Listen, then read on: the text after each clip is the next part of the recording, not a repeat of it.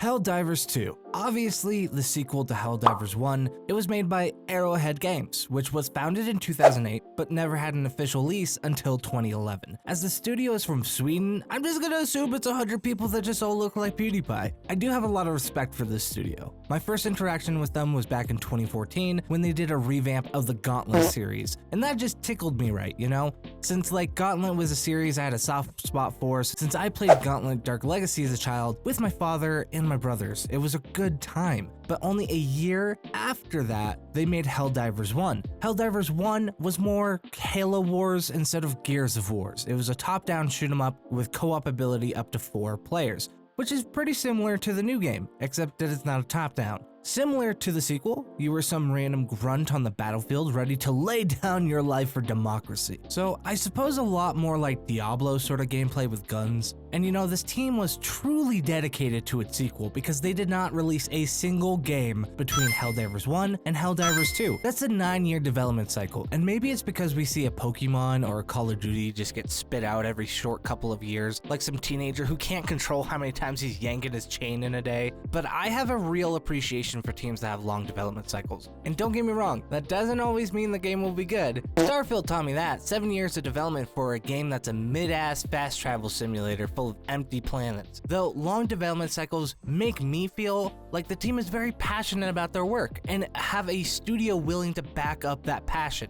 Typically, I feel like more AAA studios had focused on a lengthened development time versus a delayed production cycle, which are two different things. Then we probably would feel less like the increasing cost of video games would be a blatant spit in the face. I won't spit in your face though, so go ahead and spit on that subscribe button. Unless you want me to, I guess, if then I could probably provide. But for Helldivers 2, though it is anything but a spit in the face, unless that's your kink, then the game will provide. Helldivers 2 took a different direction from its predecessor and became a third-person over-the-shoulder shooter. And I feel like this provided two major things that equated to the major enjoyment of this game. First off, it put the action in your face. The size of the aliens in the world feels a lot more measurable from up close, and between all the gunfire and explosions, it puts you right into the action as you play. That is an aspect that you can't get with a top-down. With the camera so close, you feel the experience a lot more, especially if you're sharing a lobby with your homies. Feeling the hecticness of getting in the middle of a firefight to have to dive off a high cliff to get to cover. The overall experience is more of a personalized one with this kind of gameplay in general. And it's what's attracted such a wider audience to the game in general.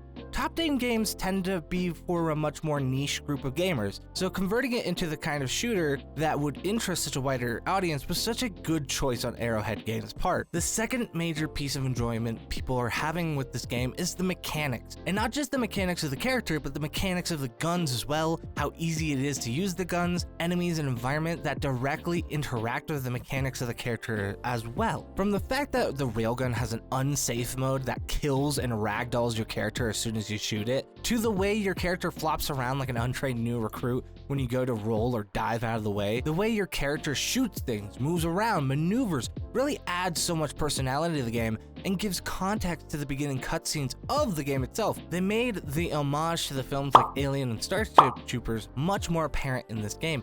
It really shines through when we look at the general themes of regular people having propaganda shoved down their throats to join a fight where they will be ill-trained and ill-prepared for the consequences when you enter the war. The default setting even has you get a random character voice every time you die to infer the idea you are a new soldier every time you respawn. They literally put every red shirt in Star Trek into a spacesuit and had them go to war ready to give their lives for a democracy the top 1% of the world of Super Earth will ever get to see. It's a hilarious satire, and it adds to the game when you understand the context as you play the game. But there are so many things that add to the feeling that your character is just fodder as well, such as not being treated like some badass with kill streak and special weapons and helicopter miniguns. You get a very limited amount of aerial firepower and grenades. Plus the collateral if you throw them too soon, which just obliterates you immediately. It's a hilarious sight to behold. Or the fact that when you're hauling these big ass guns and firing them around at endless hordes, if your friend accidentally gets in the line of fire,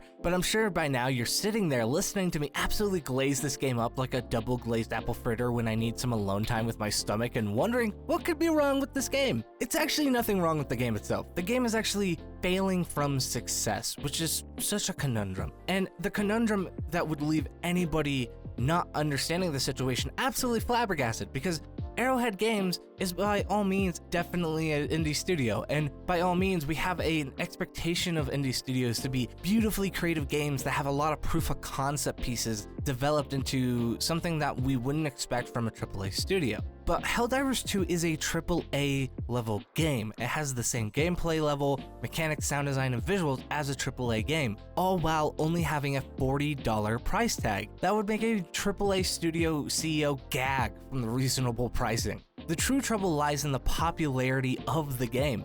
With a game this good and a price tag like that, of course people are going to flock to this amazing IP.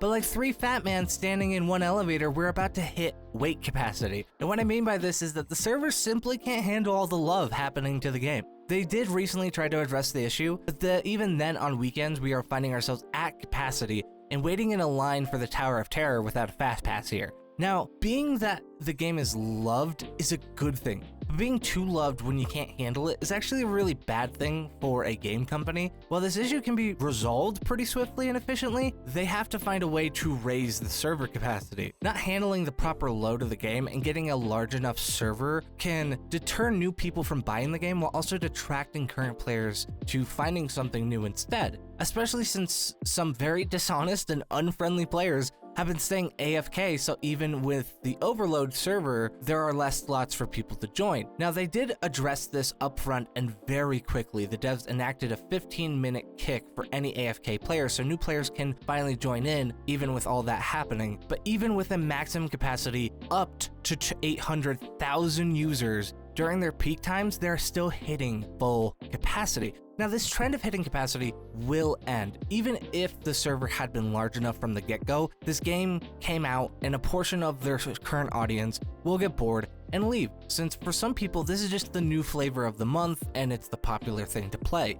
But for a good majority, they will stay because it's a quality game with a game loop that everybody can really enjoy. But what the audience needs to see is how the studio will address the situation. Consumers get scorned a lot, especially with games, especially if games promise too much. But Arrowhead shows they care. They actively respond on social medias and in Discord. They show that they're listening to the issues that people have and the concerns. They even made up for certain issues with people in the servers. It's still to be seen if what they have done will be enough to keep a big chunk of their audience, but for me, I think if you enjoy the game, then you should stick it out.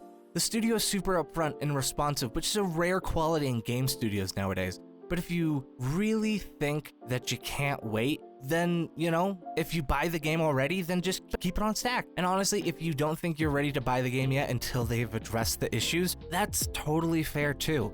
I don't think it's a bad thing to buy a game for $40 hard-earned dollars and then feel frustrated if you can't get in on especially the days that people can typically do it, which is weekends. But I do think that once the server capacity issue passes, the game will be super solid, and the gameplay itself has never been the issue. The story itself has never been the issue. It's literally just an issue on the back end that the studio is going to figure out. So if you watch this far, I really appreciate it, and I hope you go ahead and watch another one of my videos right over there. But until next week, I'll be seeing you.